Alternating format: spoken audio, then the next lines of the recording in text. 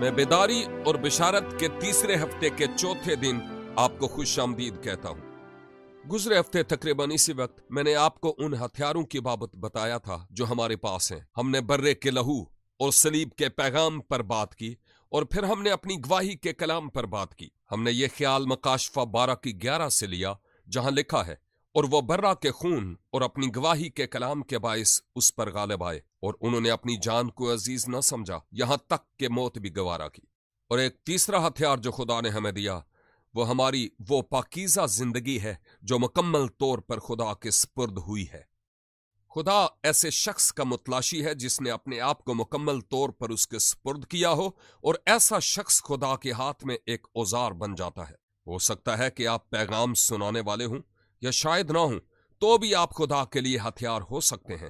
خدا آپ کو استعمال کرنا چاہتا ہے تاکہ آپ دوسروں کو مسیح کے پاس لائیں۔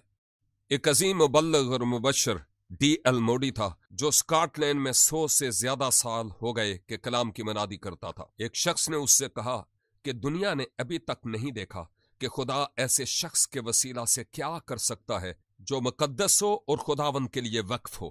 مسٹر موڈی نے جواب دیا، خدا کے فضل سے میں وہ شخص ہوں گا۔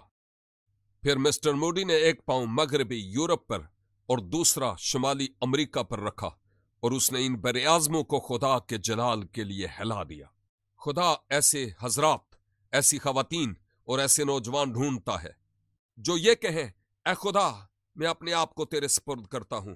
اور جب خدا کو ایسا شخص مل جائے تو وہ اسے بڑی قدرت سے استعمال کرے گا۔ میں کبھی نہیں بھولوں گا کہ بہت سال پہلے میں چیکو سلواکیہ میں تھا۔ ابھی یہ 2 ممالک ہیں۔ میں چیکو سلواکیہ میں ایک بوڑھے شخص سے ملا جو مسیحی ایمان کے سبب سے 5 سال قید خانہ میں رہا۔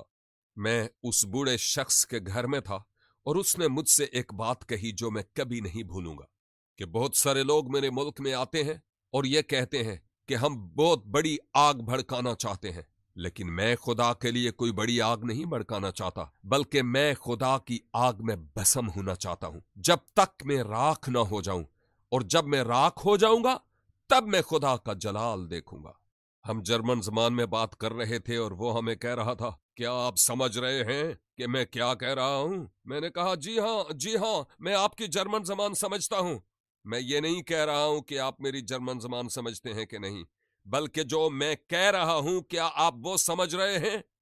جب میں بالکل کچھ بھی نہیں ہوں گا تو پھر خدا سب کچھ ہوگا، تب میں اس کا جلال دیکھوں گا۔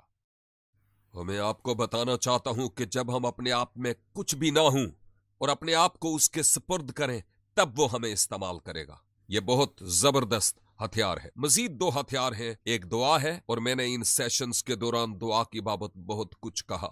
یعنی ایسا شخص جس نے اپنے آپ کو خدا کے سپرد کیا ہو جب دعا کرتا ہے۔ بائبل مقدس میں آیا ہے کہ ایسے راست باز کی دعا کے اثر سے بہت کچھ ہو سکتا ہے۔ یعنی ایسا شخص جس نے اپنے آپ کو خدا کے سپرد کیا ہو، وہ خدا کے ہاتھ میں عظیم ہتھیار ہے۔ دوسرا ہتھیار خدا کا کلام ہے۔ یعنی جب آپ اپنے آپ کو خدا کے سپرد کرتے اور کلام کو اٹھاتے ہیں، میرا مطلب یہ ہرگز نہیں ہے کہ کلام لے کر لوگوں کے سروں پر مارنا، بلکہ حلیمی اور فروتنی سے روح القدس کی تحریک سے لوگوں سے محبت کرتے اور ان کا خیال رکھتے ہوئے یسوع مسیح کے ساتھ ان کا تعلق قائم کرنا ہے۔ وہ چاہتا ہے کہ آپ استعمال ہوں۔ آپ وہ شخص ہو سکتے ہیں جس کو وہ استعمال کرے۔ آپ اپنے آپ کو اس کے سپرد کریں۔ کیا آپ کچھ بھی نہیں ہوں گے کہ وہی سب کچھ ہو؟ اگر آپ ایسا کریں گے تو آپ کو استعمال کرے گا۔